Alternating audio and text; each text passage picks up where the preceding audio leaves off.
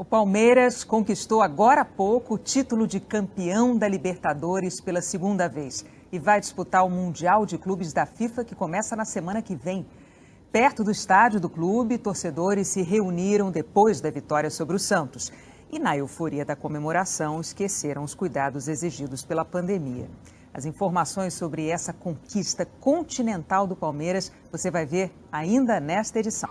Uma data histórica para o Palmeiras e para sua imensa torcida. Nesse dia 30 de janeiro de 2021, o clube conquistou pela segunda vez a Libertadores. O jogo aconteceu aqui no Rio de Janeiro, no Maracanã. Teve muitos problemas com a organização. Por conta da pandemia, não houve venda de ingressos. Mas a Conmebol, a Confederação Sul-Americana de Futebol, distribuiu 2.500 convites, sendo 250 para o Palmeiras, 250 para o Santos e outros 2.000 ingressos para patrocinadores, autoridades e para a CBF, a Confederação Brasileira de Futebol. O problema é que todas essas pessoas ficaram juntas no mesmo setor do estádio, provocando aglomeração.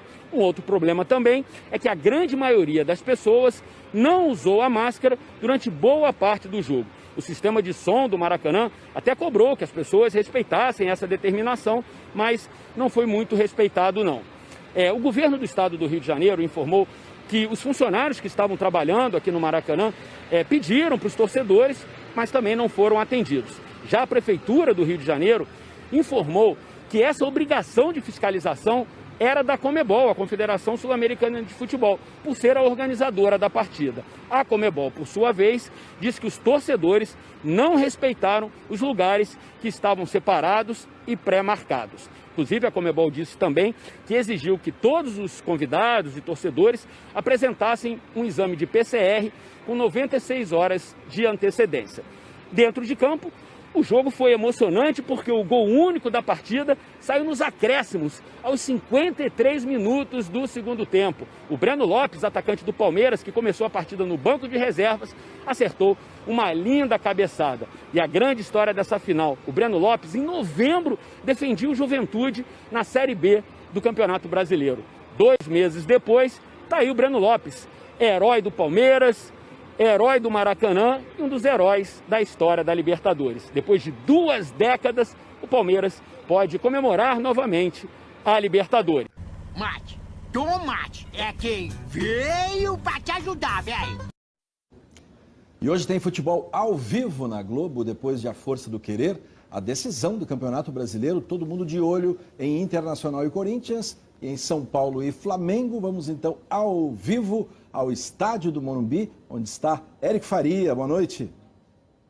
Oi, Fachel, boa noite, Renata, boa noite para todo mundo. Olha só, o Flamengo é o líder do Brasileirão com 71 pontos, por isso, logo mais, com uma vitória por qualquer placar, fica com o título, por sinal, será bicampeão. Caso o Flamengo não vença, perca um empate, vai precisar que o Internacional, em Porto Alegre, também não vença o Corinthians. O São Paulo, essa noite, tem os seus objetivos também.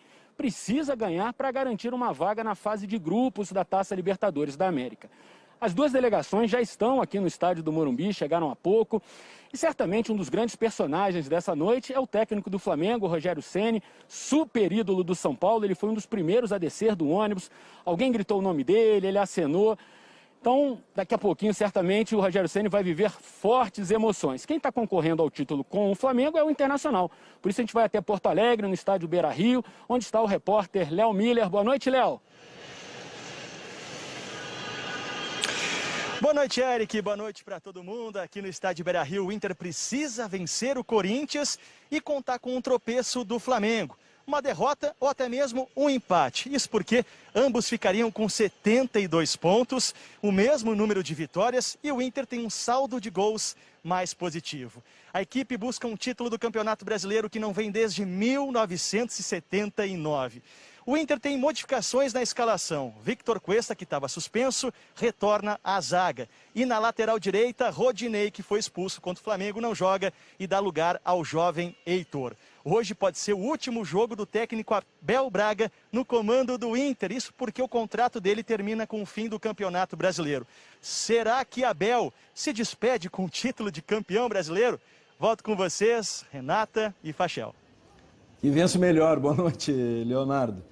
Depois do futebol tem o Segue o Jogo, o BBB e o Jornal da Globo. Uma boa noite. Boa noite e até amanhã.